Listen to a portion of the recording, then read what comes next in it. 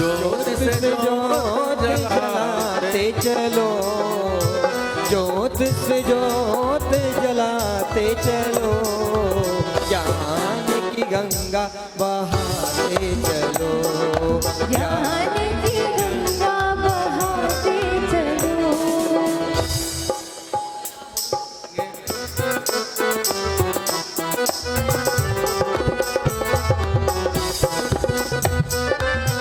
प्रेम से ज्यादा ना पास में है आता है नाता, जैसे शबरी को मिले थे उनके भगवान, वैसे ही हम भी करेंगे खुद को अर्पण। हम सब क्या कहते तू ही सुन सुन सुन सुन। गुरु चरणों में जाना, गुरु चरणों में जाना, अपना और घबराना, गुरु चरणों में जाना।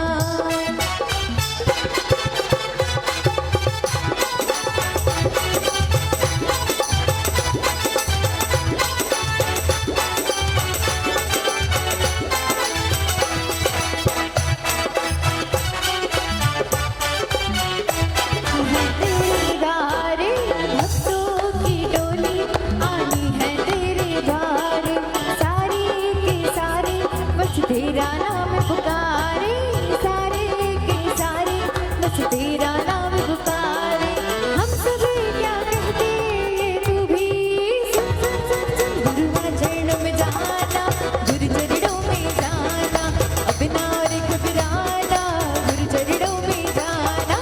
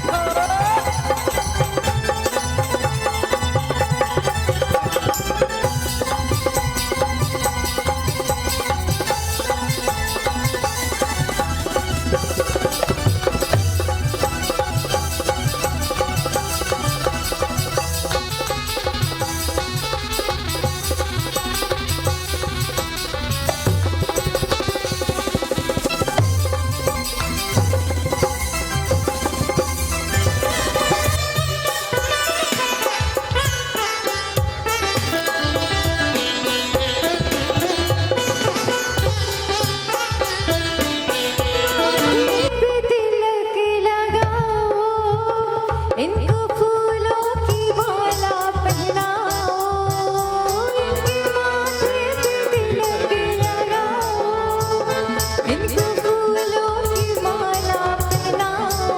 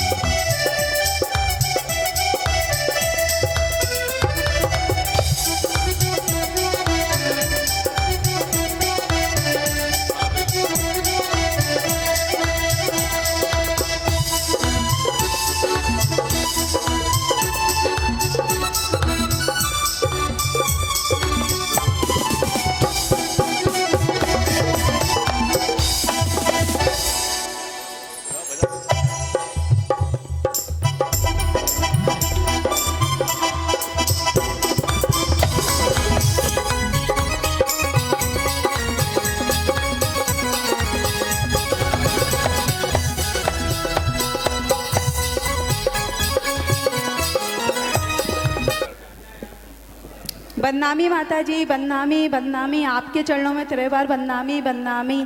आपके मुखार बिंद से हम भक्तों का कल्याण करें, आपके मंगल प्रवचन से हम लोगों का कल्याण करें। बदनामी माता जी, बदनामी बदनामी। आर्य का 105 विमल श्री माता जी के चरणों में निवेदन प्रेषित करते हुए आग्रह करेंगे, निवेदन करेंगे कि शंकराचार्य नगर वालों को अपनी अपनी वाणी से कटाक्ष करें। वंदामी माता जी, वंदामी माता जी, वंदामी माता जी। सभी लोग अपने दोनों हाथों को श्रीफल बना करके परमात्मा के चरणों में भेंट चढ़ाने के लिए तैयार हो जाएं।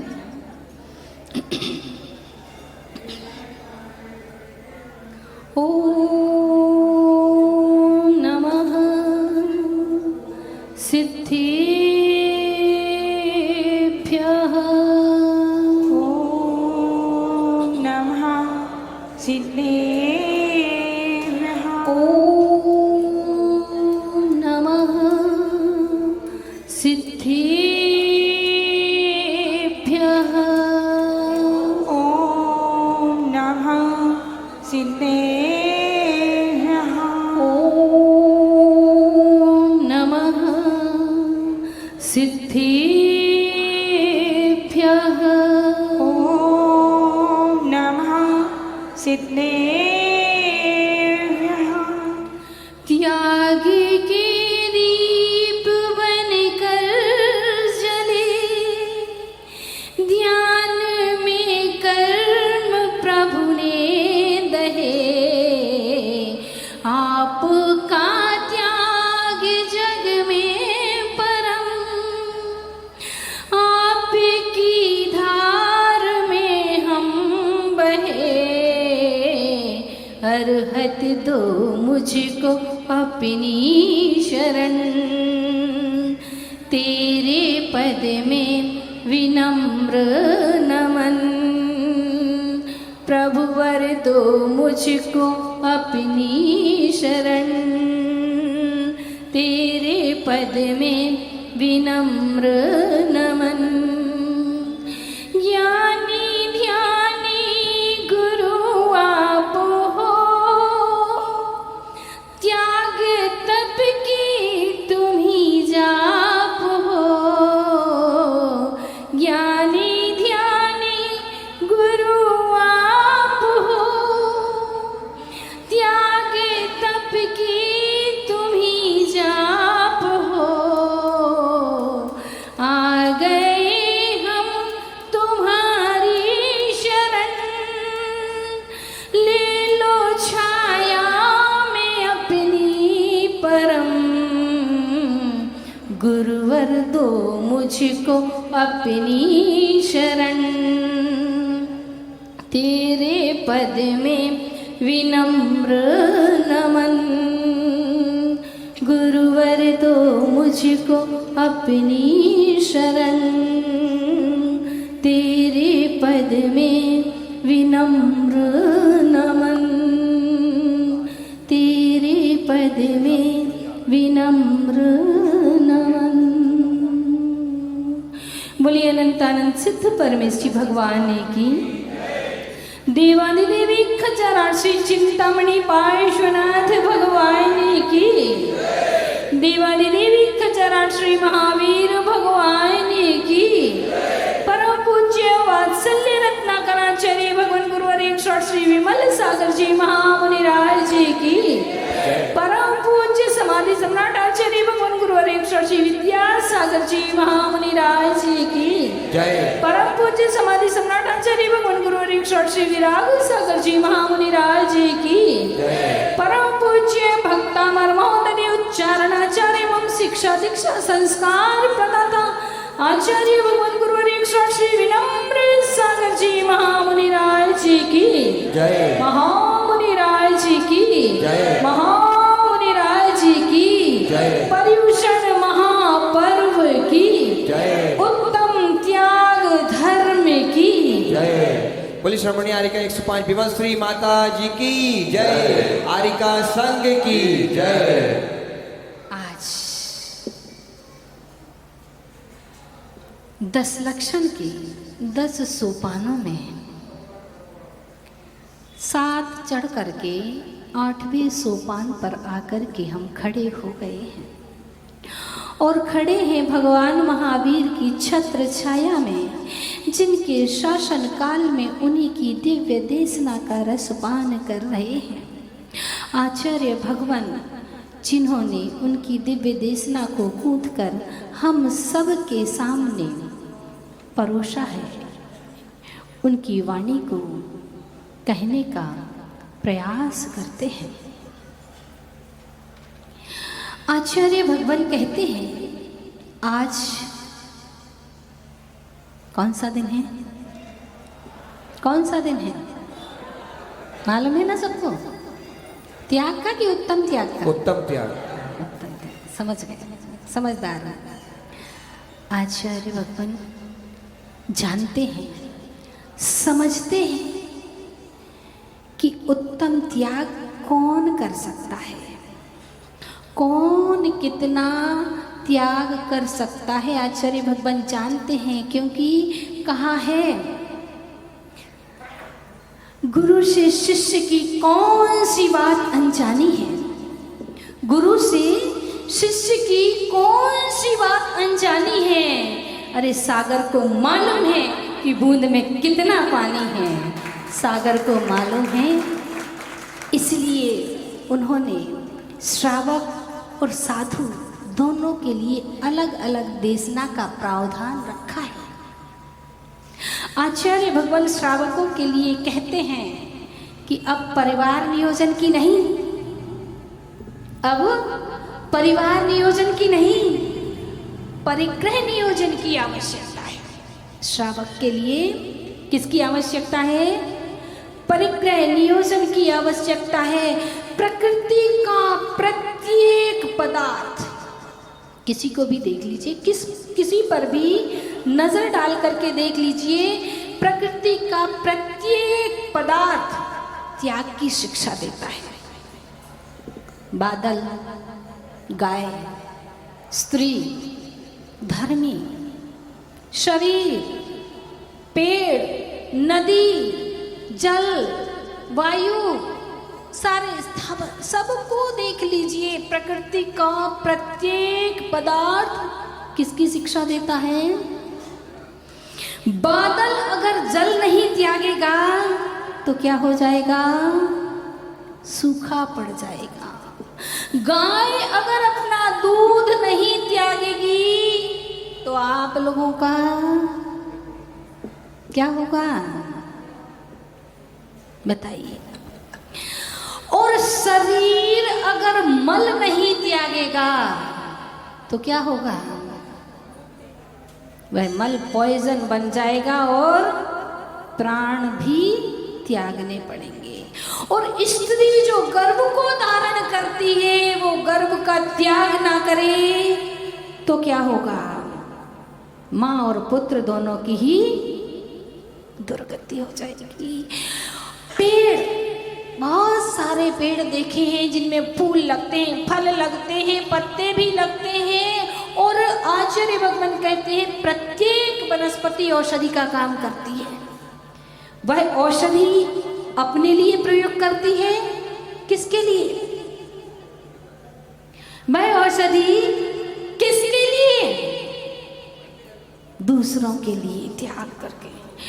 वृक्ष कभी अपने फल स्वयं नहीं खाते हैं, नदी कभी अपना जल स्वयं नहीं पीती है। ये सब किसके लिए? परोपकार के लिए। किसके लिए करते हैं? परोपकार के लिए करते हैं। और देखिए, जल का एक जीव, वायु का एक जीव, इनका हमारे जीवन पर कितना उपकार है कि अपने प्राण त्याग करके भी, क्यों? हम श्वास लेते हैं, श्वास जब ग्रहण करते हैं तो असंख्यात वायु का एक जीवों का घात हो जाता है, इनका प्राण नष्ट हो जाते हैं। और जब हम जल को ग्रहण करते हैं, और जल और वायु ही हमारे जीवन का आधार है, तो जल और वायु अपने जीवन का दान दे करके, अपने प्राणों का त्याग करके हम लोगों को जीवन दान दिया करते हैं। प्रकृति का प्रत्येक पदार्थ। और कहते हैं गुरुजनों में विराग का, गुरुजनों में विराग का, संगीत में राग का, दूध में झाग का, और विष में नाग का। दूध में झाग का और विष में नाग का, और धर्मों में त्याग का बड़ा महत्व है। आज हम उस त्याग के बारे में समझने जा रहे हैं। त्याग क्या है? त्याग जीवन का सौंदर्य है। त्याग जीवन का सौंदर्य है, क्योंकि हमने बहुत सारे पत्थर देखे हैं, बहुत सारी चट्टानें देखी हैं, पर कभी चट्टानें हमारा मन मोहती हैं? नहीं मोहती। और वही चट्टान, वही पत्थर जब अपने शरीर के कुछ अंश का त्याग कर देता है और अपना समर्पण शिल्पी के हाथों में कर देता है, और जब प्रतिमा रूप में उभर करके आता है तो प्रतिमा सबका मन मोहती है। कहते हैं तेरी प्रतिमा इतनी सुंदर, तू कितना सुंदर हो। कहते हैं ना, तो त्याग जीवन का सौंदर्य है। हम अपना जीवन कैसे बिताएं, बात इस पर करनी है, क्योंकि हम गृहस्थ हैं, श्रावक हैं। आचार्य भगवंतों ने गृहस्थ के लिए भी त्याग बतलाया है और साधु के लिए भी त्याग बतलाया है। अब गृहस्थ का त्याग दान रूप हुआ करता है और साधु का त्याग संपूर्ण, क्योंकि दो प्रकार का त्याग होता है। दो प्रकार का त्याग होता है। एक जो त्याग होता है, मूल रूप में जो त्याग होता है, वह विपरीत फल देने वाला होता है। आपने क्रोध का त्याग किया तो आपके अंदर क्या आएगा? क्षमा आएगी। आपने मान का त्याग किया तो आपके अंदर क्या आएगी? क्या आएगी? मृदुता आएगी। आपने पाप का त्याग किया तो आपके अंदर क्या आएगा? त्याग का फल विपरीत मिलता है, और दान का फल जिसे कहते हैं टिट फॉर टैट, जो दोगे वही दुगुणित होकर के आएगा। कभी कभी और गुना होकर के मिलता है, क्योंकि हर चीज देना दान नहीं होती है। दान किसे कहते हैं? हर चीज देना दान नहीं होती है। दान देना है ना, दान का मतलब देना। अगर आपने किसी को दो झापड़ दे दिए तो क्या मिलेगा आपको? पापड़? बताओ। हर चीज दान नहीं, जिसको दिया जा रहा है वो हर चीज दान नहीं हुआ करती है। आचार्य भगवान ने तत्वार्थ सूत्र के 7वें अध्याय के सेकंड लास्ट सूत्र में कह दिया है, अनुग्रहार्थम स्वस्याति सर्वो दानम। अनुग्रहार्थम यानी जिसमें अपने और पर का कल्याण हो, उस अपनी वस्तु का देना दान कहलाता है। स्व और पर के कल्याण हेतु जो वस्तु दी जाती है उसे दान कहा जाता है, और त्याग जो विपरीत फल देता है उसे त्याग कहा जाता है। एक बात आप लोगों से पूछनी है, सब लोग बैठे हैं, घर का त्याग करके बैठे हैं, और बहुत सारी चीजें अभी पर्यूषण में त्याग कर रखी हैं। साधु लोग भी घर का त्याग करते हैं, आप भी घर का त्याग करते हैं, और कभी कभी तो ऐसा देखा जाता है कि श्रावकों का त्याग बहुत होता है। आजकल हरी नहीं खाएंगे, है ना, एक टाइम ही भोजन करेंगे, पानी भी नहीं पिएंगे, बहुत सारी चीजें। साधु भी, और साधु तो कभी कभी हरी ले भी लेते हैं, और श्रावक का हरी का त्याग होता है। आपसे ये पूछना है, बड़ा त्यागी कौन है, श्रावक कि साधु? साधु, साधु बड़ा त्यागी है, बिल्कुल पक्के में। देखिए, साधु ने घर का त्याग किया, वो घर में कितनी सी संपत्ति थी उसके पास, लाख, 10 लाख, करोड़, 10 करोड़, अरब, है ना, इतना त्याग करके और वो साधु बने। उस साधु त्याग करके उनने पाया क्या? सम्यक दर्शन, सम्यक ज्ञान, सम्यक चाल, तीन ही चीजें तो पाई, तीन ही चीजें पाई। कितना त्याग किया था? छोटा सा त्याग किया था और तीन रत्न प्राप्त कर लिए। और आपने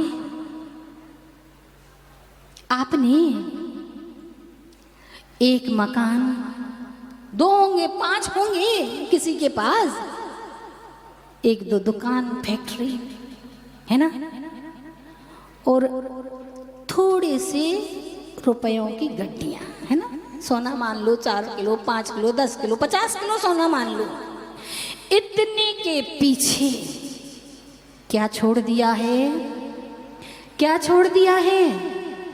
वो महारत्न, वो 3 रत्न जो अनंत संपदा को देने वाले थे, अनंत चतुष्टय को दिलाने वाले थे, वो महारत्न आपने त्याग कर दिए। बड़ा त्यागी कौन? फिर भी कह रहे साधु। बताओ, तुमने इतना सारा तो छोड़ दिया और फिर भी कह रहे साधु। श्रावक त्यागी कि साधु? त्याग तो साधु का ही बड़ा है, पर इस मामले में श्रावक ने बड़ा त्याग किया भाई। महारत्न को छोड़ करके और मिट्टी के ढेले पकड़ लिए हैं। उसने त्याग को समझ नहीं पाया। बड़ा त्यागी तो साधु ही है, उसने त्याग के स्वरूप को समझ नहीं पाया। ध्यान रखना, आज हमारे पास जो मिला है वो किसकी बदौलत मिला है? किसकी बदौलत? आपने पूर्व जन्म में कुछ ऐसा दान दिया होगा, ऐसा त्याग किया होगा, जिससे अगर आज बैठे कंपेयर करने के लिए तो अब कर ही लेते हैं आज, है ना, टैली कर ही लेते हैं कि अगर आपने पूर्व भव में 1 लाख रुपए का दान दिया होगा तो आपके पास आज 10 लाख रुपए अवश्य होंगे। अगर आपके पास 10 लाख रुपए हैं, 50 लाख रुपए हैं, तो समझ लेना कि आपने पूर्व में 100 रुपए का दान तो दिया ही दिया है। और आपके पास एक मकान है, अच्छा 4-6 कमरे का एक मकान है रहने के लिए, तो जरूर आपने पूर्व जन्म में या तो धर्मशाला का, संतशाला का, मांगलिक भवन का नहीं, संतशाला का एक कमरा बनवाया होगा, या फिर मंदिर में 10 ईंटें लगाई होंगी। इस कारण से आपके पास रहने के लिए मकान है। और आपके पास भोजन की थाली में अगर 8 व्यंजन आते हैं, 4 चीजें आती हैं भोजन में खाने के लिए, तो जरूर आपने पूर्व भव में भगवान की अष्ट द्रव्य से पूजन की होगी। इसके बदले में आपको ये भोजन की थाली मिल रही है। और आपके पास अगर 10 जोड़ी कपड़े हैं, आजकल 10 जोड़ी से होता क्या है, आजकल तो 100 साड़ियों का नियम तो बूढ़ी बूढ़ी दादी लेती हैं, नई बहुएं नहीं, नई बहुएं तो अनलिमिटेड। अगर आपके पास 10 जोड़ी कपड़े हैं तो जरूर आपने किसी साधु, एलक छुल्लक, ब्रह्मचारी या माता जी को 1 जोड़ी वस्त्र तो दिया ही होगा, इसलिए आपके पास 10 जोड़ी कपड़े हैं। और अगर आपका शरीर स्वस्थ है, निरोगी है, प्रशस्त है, तो जरूर आपने साधु को औषधि दान दिया होगा, इसलिए आपने यह निरोगी काया पाई है। ध्यान रखना, हमेशा इस बात पर ध्यान रखना कि हम अपनी कमाई का नहीं खाते हैं, हम अपनी कमाई का नहीं खाते हैं, हम तो साधु की सेवा का खाते हैं। पूर्व में हमने जो साधु की सेवा की थी उसका फल हमें मिल रहा है, उसके बदले में आज हमें भोजन मिल रहा है, रहने को मकान मिल रहा है और पहनने को वस्त्र मिल रहे हैं। क्योंकि अगर हमने दान दिया है साधु के हाथ में एक ग्रास का मतलब समझ लीजिए, और कैटेगरीज वाइज भी अगर आपने एक रोटी मान लो, चलो ग्रास छोड़ो, एक रोटी का दान अगर आपने किसी भिखारी को दिया है तो आपके 1 वर्ष के भोजन की व्यवस्था हो जाएगी। और वही एक रोटी का दान आपने किसी ब्रह्मचारी को दिया है, यानी ब्रह्मचारी को घर में बुला करके एक रोटी खिलाई, रोटी तो 4 खिलानी थी पर एक खा पाई और अंतराय हो गया।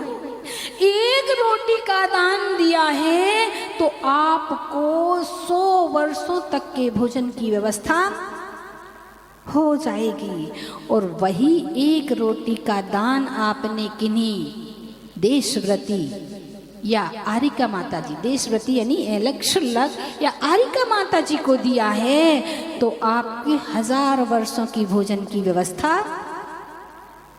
और वही एक रोटी अगर आपने मुनिराज के हाथों में रख दी, उनके करपात्र में रख दी, तो आपकी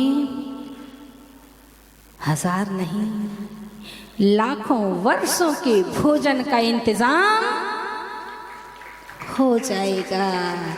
अभी तो सुन लो, ये तो मुनि महाराज थे।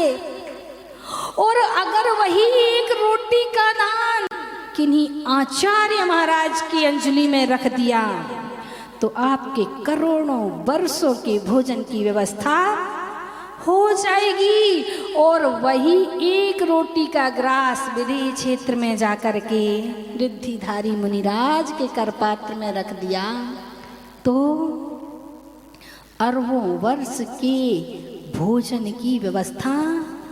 और अगर वही एक रोटी का ग्रास तीर्थंकर के करपात्र में रख दिया तो आपके असंख्यात वर्षों के भोजन की व्यवस्था अपने आप हो जाएगी। आपको कमाना, क्योंकि जिस समय तीर्थंकर भगवान आहार करते हैं तो पंचाश्चर्य हुआ करते हैं, रत्नों की वृष्टि हुआ करती है। और तीर्थंकर ऐसे वैसे लोगों की आहार नहीं करते हैं।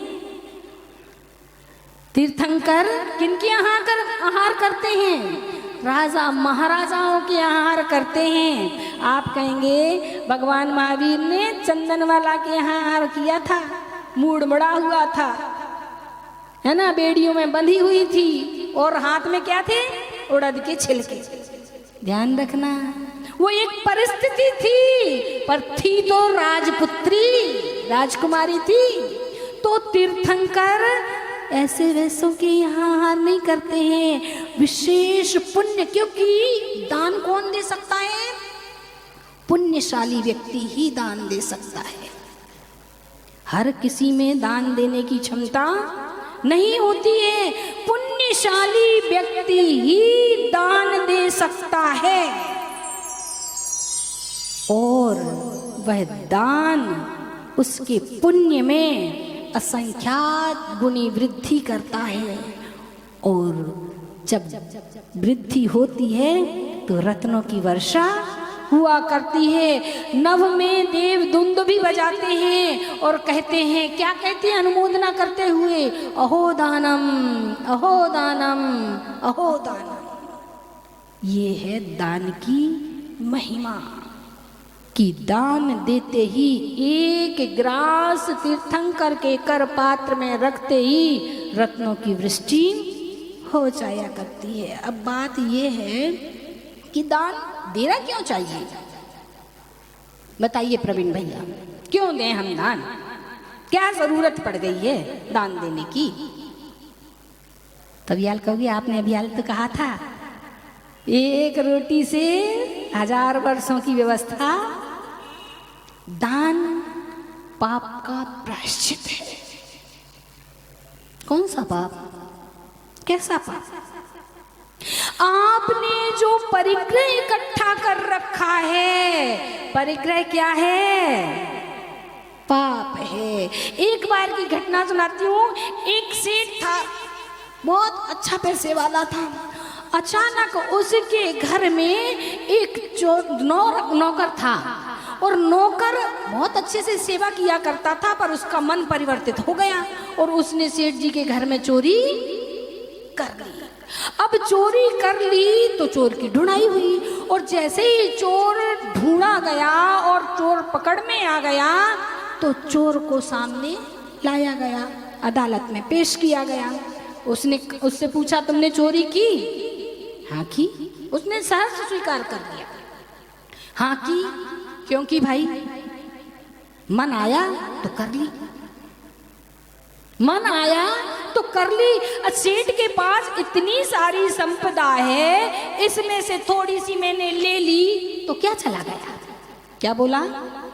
थोड़ी सी मैंने ले ली। सुनंदा भाभी, अगर थोड़ी सी मैंने ले ली तो क्या चला गया? बात सही है। अब जज के पास जब ये मामला आया तो जज ने क्या, सेठ को भी सजा दी और चोर को भी सजा दी। अब बताओ, आप लोग कहेंगे सेठ को सजा क्यों दी? सेठ ने तो कुछ किया ही नहीं था, चोरी तो चोर ने की, सजा तो चोर को मिलनी चाहिए, पर सजा दोनों को ही। जब पूछा गया कि दोनों को सजा क्यों, तो फिर उत्तर आया कि सेठ को सजा दी गई परिग्रह इकट्ठा करने की, और चोर को सजा दी गई, सजा तो दोनों को ही मिलेगी। बहुआरंभ परिग्रहत्वम क्या नारकस्यायुषा। जोड़ लो, जोड़ लो, कितना ही जोड़ लो। कफन में जेब नहीं होती, ध्यान रखना। इसलिए दान क्या है? पाप का प्रायश्चित है। और दान कौन दे सकता है, किसको दे सकता है, किसका दान दिया जा सकता है? आज हम सब लोगों को इस बात पर बहुत विचार करना है, गहरा चिंतन लगाना है इस पर अपना, कि हम क्या क्या चीज दान में दे सकते हैं। दान कब दे सकते हैं? जब हम संपन्न हों, यानी हमारे पास संपन्नता है, तो हमें दान अवश्य देना चाहिए। और एक बात बताऊं, बहुत अच्छी बात, अगर जीवन भर संपन्न रहना है, जीवन भर हमारे घर में बहुत सारे लोग आते हैं, कहते हैं मेहनत तो बहुत करते हैं, पैसा भी बहुत आता है, पर टिकता नहीं है। आती है ये बात कि नहीं आती है? आती है कि पैसा तो आता है पर टिकता। पैसा टिकाने का मंत्र चाहिए कि पैसा घर में टिक जाए, पैसा घर में ठहर जाए। तो आचार्य भगवान पैसा घर में टिकने का एक मंत्र देते हैं कि अपनी इनकम का, जो हमें आय हो रही है, अपनी आय का 10% यदि हम दान में देते हैं तो हमारे घर में पैसा टिका रहता है, कहीं इधर उधर भागता नहीं है। और हम लोगों के पास तो बहुत सारे ऐसे मौके आते हैं, बहुत सारी ऐसी व्यवस्थाएं आती हैं कि हमें अपने पैसे को टिकाने का, कैसे टिकाने का, कि हमने मंदिर में दान दिया और पत्थर पे टिक गया, हमने दान है कि नहीं? अभी आ रही है चर्चा, आ रही है कि आपके मंदिर में 3-3 वेदियां हैं, है ना? है कि नहीं है? 3-3 वेदियां हैं और इतने सुंदर सुंदर भगवान हैं। आपके यहाँ जिनवाणी का भी बहुत सारा क्या है, कलेक्शन है। 3-3 अलमारियां तो अविनाश भैया की भरी पड़ी है ना? साथ है, ओ हमें तो 3 का ही मालूम था। तो जिनवाणी का बहुत कलेक्शन है, पर वो जिनवाणी एक मंदिर के रूप में प्रदर्शित होनी चाहिए। होनी चाहिए कि नहीं होनी चाहिए प्रवीण भैया? अगर होनी चाहिए तो आप लोगों की उसमें अनुमोदना भी होनी चाहिए। हम लोगों का ये भाव बना था कि इस मंदिर में एक श्रुत मंदिर भी होना चाहिए। जिन मंदिर तो है, श्रुत मंदिर भी होना चाहिए। और श्रुत ऐसा वैसा नहीं, वो ग्रंथ अपने ये कागज के ग्रंथ तो कितने वर्ष चलेंगे? बहुत से बहुत चलेंगे, तो 100 वर्ष बड़ी सेफ्टी से रखेंगे तो, क्योंकि कागज की लाइफ ज़्यादा नहीं होती है। और जो हमारे यहाँ आचार्य भगवान जो पुराने समय में, कितने पुराने समय में ग्रंथों की रचना की थी, किन पर की थी? ताड़ पत्रों पर। और अगर उन ताड़ पत्रों पर ग्रंथों की रचना ना की होती और उन ताड़ पत्रों की इतनी लाइफ ना होती, तो आज हमें श्रुत के दर्शन हो पाते क्या? नहीं हो पाते। तो हम ताड़पत्र, और उससे ज्यादा भी लाइफ है ताम्रपत्र की। ताम्रपत्र पर लोग अगर आप चाहें अपने श्रुत मंदिर को और सुंदर से सुंदर बनाना चाहें तो आप तो स्वर्ण पत्र पे भी लिखवा सकते हैं। स्वर्ण पत्र के भी शास्त्र बना करके मंदिर में रखवा सकते हैं, पर जितना गुड़ डालो उतना ही मीठा होता है। तो आज हमें ये मौका मिला है अपने द्रव्य का सदुपयोग करने का, कि हमारे मंदिर में, और देखो इतनी बढ़िया मंदिर में दान देना, दान है क्या है? कौन सा दान है? ज्ञान दान। मंदिर में दान देना क्या है? ज्ञान दान नहीं है। औषधि दान नहीं है। अभय दान, आहार दान, कोई भी दान। मंदिर में दान देना उत्तमार्थ है। और मंदिर में दान दिया किसके लिए दिया? किसके लिए? अपने लिए। मंदिर बनाना यानी अपनी स्वयं की व्यवस्था करना है। बढ़िया सुंदर वेदी होगी, सुंदर भगवान होंगे, और चांदी के बर्तन होंगे, चांदी की पांडुक शिला होगी, कलश होंगे, उस पर हम अभिषेक कौन करेगा? हम। आनंद किसे आएगा? हमें। मंदिर में दान देना अपनी स्वयं की व्यवस्था है। और जब जब हम मंदिर आएंगे, उन महान ग्रंथों के दर्शन करेंगे, एक बार तो मन में आ ही जाएगा, ये वाला शास्त्र मैंने रखवाया था। आएगा कि नहीं आएगा? और रखवाया था तो भले ही कितनी जल्दी हो, भगवान के भले ही ठीक से दर्शन ना करें, एक बार तो वहां जाके दर्शन करेंगे। जिनवाणी की, जिनवाणी ज्ञान दान, जो ज्ञान दान हमें कहां तक? कौंडेस ग्वाला क्या था? ग्वाले के समय क्या था? अंगूठा छाप। एक शास्त्र ही तो मुनिराज को भेंट किया था। अगले जन्म में कलिकाल सर्वज्ञ की उपाधि, गुणों की रचना। कहाँ से आया भाई ज्ञान?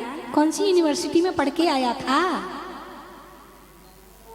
वो ज्ञान दान का प्रभाव था। और ज्ञान दान का इतना प्रभाव होता है कि आज तो उन्होंने 84 पहाड़ों की रचना की है। भविष्य में जो इतना ज्ञान साधुओं को और श्रावकों को जो दे करके गए हैं, वो भी दान दे करके गए हैं। ये 84 पहाड़ों की रचना की है, वो क्या किसके लिए? हम लोगों के लिए उपकार, अनुग्रह किया हम लोगों के ऊपर।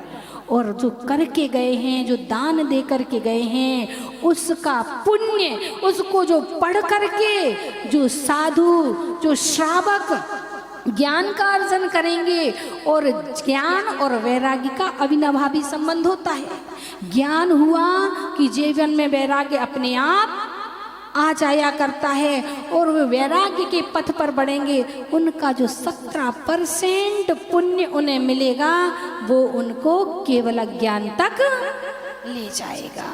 ज्ञान दान केवल ज्ञान तक पहुंचाता है। इसलिए अब हमारे पास मौका है और मौका है, और अपने अंदर तो ऐसा भाव होना चाहिए कि जितना भी हो हमारा पैसा किस में लगे, ज्ञान दान में लगे। ये भाव हमारे पास होना चाहिए। अगर हमारे पास है तो क्या क्या बोला था, संपन्नता है। कौन दे सकता है दान, जो संपन्न होता है। इसलिए आपसे कहना है देना सीखो। क्या कहना है, देना सीखो। आपके पास आहार है, आहार दीजिए। औषधि है, औषधि दीजिए। ज्ञान है, ज्ञान दीजिए। शक्ति है, अभय दीजिए, करुणा दीजिए, दया दीजिए। कुछ नहीं है तो राह चलते को जल ही पिला दीजिए, और कुछ नहीं है तो थोड़ा सा मुस्कुरा दीजिए, पर देना सीखिए। क्योंकि देने में है प्यार जिसे, लेने का अधिकार उसे। देने में है प्यार जिसे, लेने में अधिकार उसे। मिलता शुभ व्यापार उसे, मिलता शुभ व्यापार उसे। मिलता शुभ व्यापार उसे, मिलता शुभ व्यापार उसे। किस्मत वही बनाएगा, इस पर भव में पाएगा। किस्मत वही बनाएगा, इस पर भव में पाएगा। देता जो जाए, ओहो देता जो जाए, वो मौज उड़ाए रे। जीवन है पानी की बूंद अब मिट जाए रे। ओ जीवन है पानी की बूंद कब मिट जाए रे। होनी अनहोनी, ओहो होनी अनहोनी, कब क्या घट जाए रे। जीवन है पानी की बूंद कब मिट जाए रे। जीवन है पानी की बूंद कब मिट जाए रे। देना सीखो और अपनी सोच को पॉजिटिव रखो। क्योंकि बहुत सारे लोग होते हैं, दे दिया, पता नहीं कहाँ प्रयोग करेंगे, सही जगह लगेगा कि नहीं लगेगा।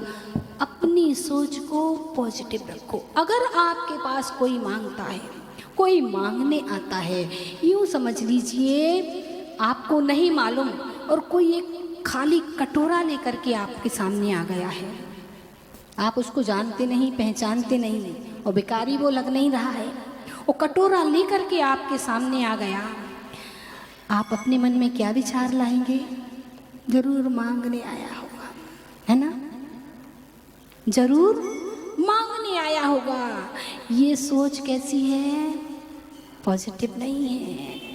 पॉजिटिव सोच तो ये कहेगी ये मांगने आया है, क्या पता ये सब अपना दान दे करके आया है। तो अपनी सोच को हमें पॉजिटिव रखना है। बहुत सारे लोग होते हैं, बहुत सारे लोग होते हैं जो दे करके गाते हैं, जो दे करके सुनाते हैं, जो दे करके बताते हैं। ध्यान रखना, देने वाला कभी चिल्लाता नहीं है, गाता नहीं है। जो नहीं देता है वही चिल्लाता है, वही गाता है कि इसकी व्यवस्था चल रही है, ऐसा इसके लिए पैसा मांग रहे हैं, उसके लिए पैसा मांग रहे हैं। एक छोटी सी घटना फिर याद आ गई। एक बार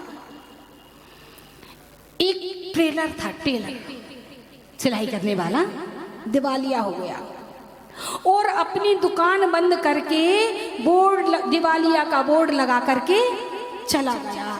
अब वहाँ पर एक व्यक्ति आया जिसकी 4 दिन बाद शादी थी। वो तो भगवान बहुत घबराने लगा, रे ये दिवालिया हो गया और चला गया।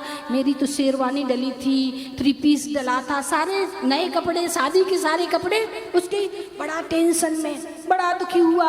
आसपास लोगों से पूछ रहा कि वो भैया ट्रेलर कहाँ रहता है, उसका कोई नंबर हो, कोई पता हो तो बता दो। परेशान। इतने में एक दूसरा व्यक्ति आया, वो परेशान था और पता लगा रहा था। दूसरा व्यक्ति आया और जोर जोर से चिल्लाने लगा, हाय राम, मैं तो मर गया, मैं तो लुट गया, मेरा क्या होगा। उससे पूछा, भैया क्या हो गया। ये टेलर के पास मैं परसों अपना कुर्ता पजामा डाल के गया था और वो मेरा कपड़ा लेकर के भाग गया। अब तीसरा व्यक्ति आया और वो तो आया और दहाड़े मार करके रोने लगा और रोते रोते बेहोश हो गया। तीसरा व्यक्ति दहाड़े मार करके पहले रोने लगा और रो करके बेहोश हो गया। लोगों ने आकर के उसके ऊपर छींटे डाली, थपथपाया, होश में लाया। फिर होश में आया तो फिर चिल्लाने लगा और हाथ पैर पटकने लगा, अब मेरा क्या होगा, अब मेरा क्या होगा, अब मेरा क्या हो गया। तो उससे पूछा, भैया क्या हो गया। अब तीनों व्यक्ति अपनी अपनी बात बता रहे हैं कि मेरी 4 दिन बाद शादी है और मेरी सारे शादी के कपड़े वो ले गया। दूसरा कह रहा कि मेरे कुर्ता पजामा का कपड़ा पड़ा था। तीसरे से पूछा, भैया तुम्हारा क्या पड़ा था। कह रहा मेरा कुछ नहीं पड़ा था, मैं तो कल आया था नाप देने के लिए और कपड़ा लेने गया था, वो तो मेरा नाप ही लेके भाग गया। जिसका कुछ नहीं जाता वो ही ज्यादा चिल्लाता है, जो देना नहीं चाहता वो ही ज्यादा चिल्लाता है। पर आचार्य भगवान कहते हैं, आचार्य भगवान बहुत अच्छी बात कहते हैं। क्या कहते हैं मालूम है। खुशी से दे दिया जिसने, खुशी से उसको देता है। अभी बात आई थी, प्रसन्नता से दान देना चाहिए। खुशी से दे दिया जिसने, खुशी से उसको देता है। जिसे देने में दुख होता उसे गम दे के देता है। जो देने में सकुचाता है, अरे अब काहे को लगे, बहुत जबरदस्ती मत करो। और फिर 4 लोगों ने कहा तो अपनी प्रेस्टीज के लिए लो, नहीं मान रहे तो ले जाओ। जिसे देने में दुख होता उसे दुख दे के देता है। फिर वो क्या करेगा, लगेगा पूरे दिन भर धूप में ठेला लगा करके, दिन भर पसीना निकालो। 4 ग्राहक में से आएंगे, 20 चीजें खुलवाएंगे और एक लेके फिर कहेंगे आगे परेशान करने के लिए, टाइम खराब करने के लिए। तो कह रहे हैं खुशी से दे दिया जिसने, खुशी से उसको देता है। जिसे देने में गम होता उसे गम दे के देता है। नहीं देता यहाँ कुछ भी, ध्यान रखना, अपनी अपनी गिरेबान में झांक लेना। नहीं देता यहाँ कुछ भी, उसे कुछ भी नहीं देता। नहीं देता यहाँ कुछ भी, उसे कुछ भी नहीं देता।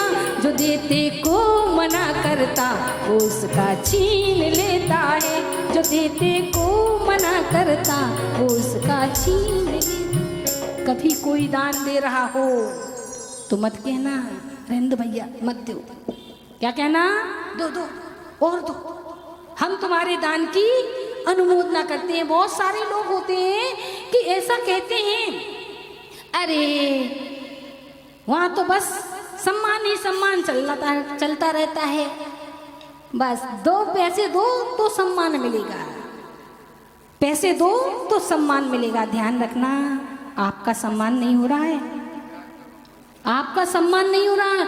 आपके त्याग की जो भावना है उसका सम्मान हो रहा है। अगर आपका सम्मान करते तो रास्ते चलते भी कर देते, पर आपकी त्याग की भावना का सम्मान हो रहा है। और बहुत सारे लोग अभी चातुर्मास स्थापना में कितने लोग बैठे हैं जिनने बोलियां ली थी?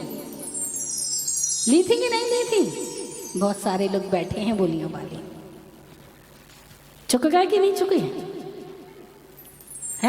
सुनील भैया चुक गए कि नहीं चुके? बहुत लोगों के आ गए। ध्यान रखना, दान जिस दिन से बोला है, जिस दिन से दान बोला है, और उस दिन से ही वह उतना पैसा, उतनी राशि हमारे लिए निर्माल्य हो गई। अगर हम उस राशि का प्रयोग करते हैं तो हम निर्माल्य का उपयोग कर रहे हैं। इसलिए जब जितनी राशि बोली तुरंत उसको, तुरंत दान महाकल्याण, है ना कहावत। ऐसा ही होना चाहिए। क्यों? क्योंकि आचार्य भगवान कहते हैं दान देते समय, दान देते समय हाथ भले ही ऊपर हों। जब आप लोग आहार देने जाते हैं या कोई भी राशि देते हैं तो क्या होता है? लेने वाले का हाथ नीचे होता है और देने वाले का ऊपर होता है। देते समय, दान देते समय आपके हाथ भले ही ऊपर हों लेकिन नजर नीची होनी चाहिए, वरना अभिमान आ जाता है। दान इस हाथ से दिया जा रहा है तो इस हाथ को भी पता नहीं चलना चाहिए। और हम तो चिल्ला चिल्ला के हमने इसमें दिया है, हमने इसमें किया था, हमने उसमें किया था, नहीं। इसलिए हम लोगों को बहुत सारी चीज़ें सीखनी है। दान भी करना है और त्याग भी करना है। बहुत छोटी छोटी चीज़ों का त्याग करके हम एक दिन महात्याग पर पहुंच सकते हैं। एक व्यक्ति था, कभी मंदिर नहीं जाता था। समझ गए?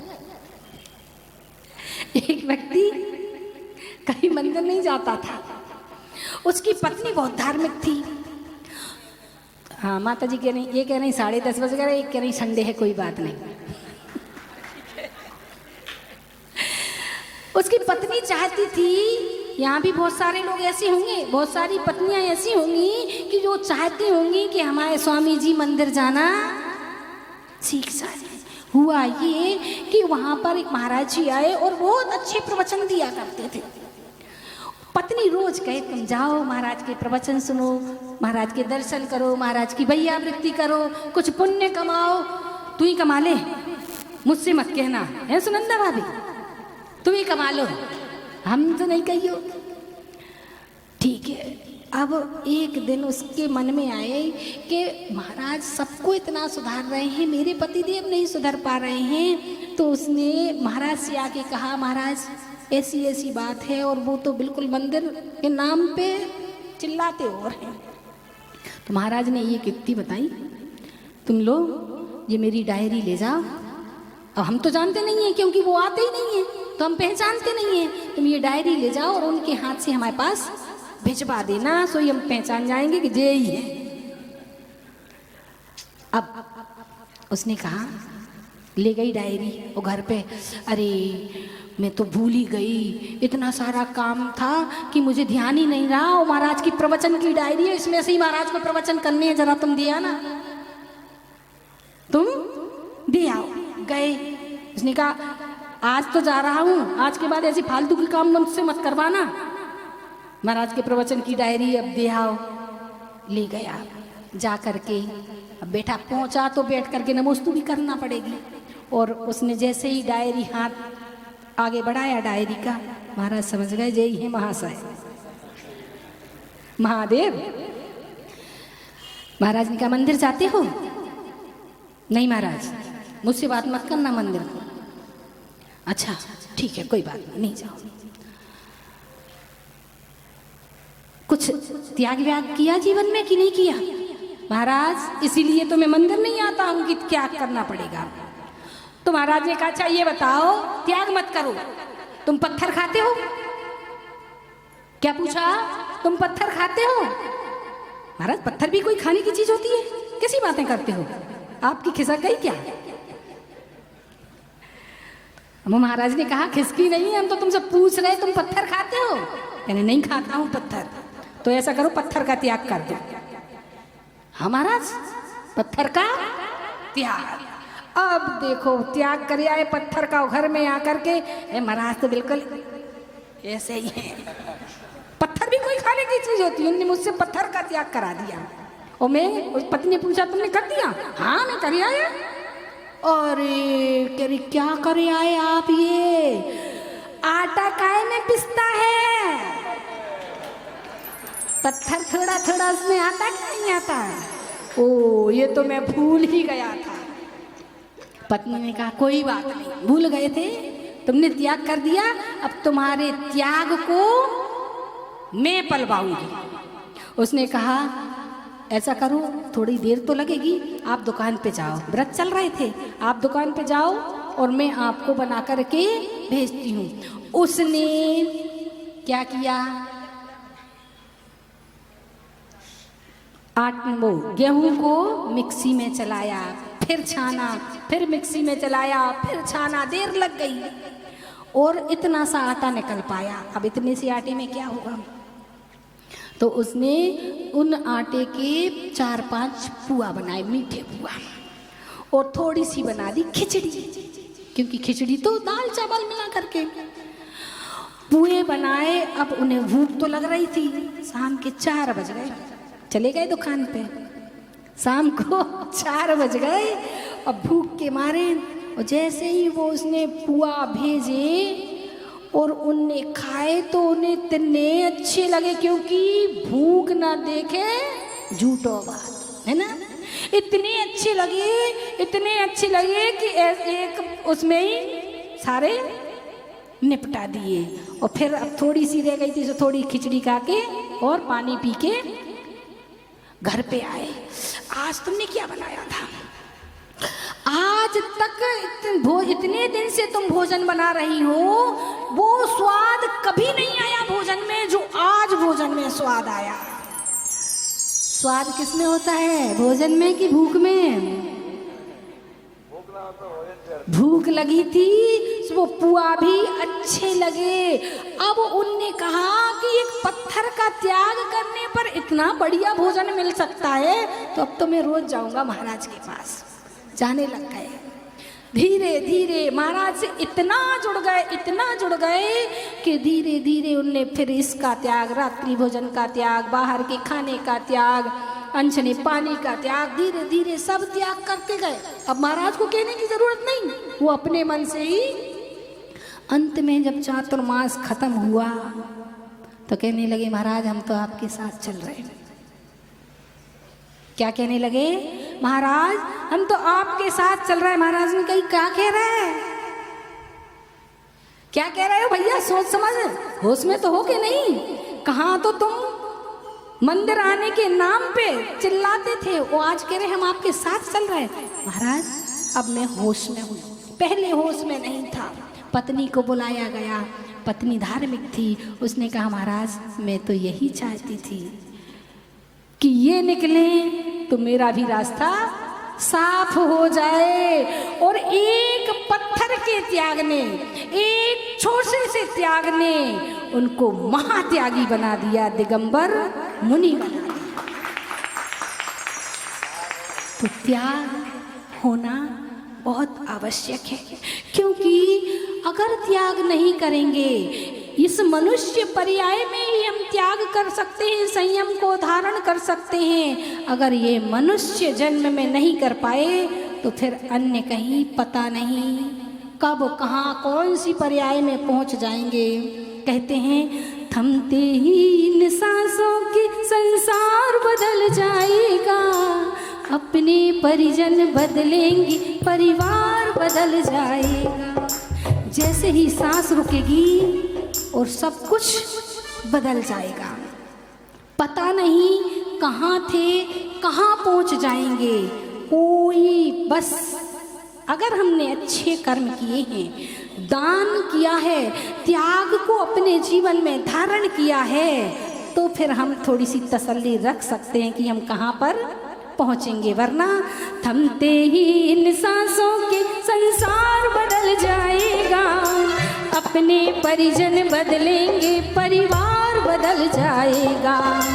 छूटेंगे रिश्ते सारे, क्या माता पिता भाई बहन पत्नी बच्चे सब कौन, छूटेंगे रिश्ते सारे। सांसों के थम जाने पर वह गांव गली बदलेगी, घर द्वार बदल जाएगा। थमते ही इन सांसों के संसार बदल जाएगा।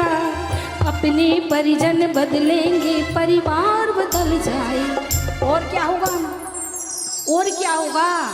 जब सांसें थम जाएंगी तो कह रहे हैं क्या क्या होगा जीवन में, क्या क्या करके गए हो वो क्या क्या हुआ है तुम्हारे साथ कुछ याद नहीं रहेगा।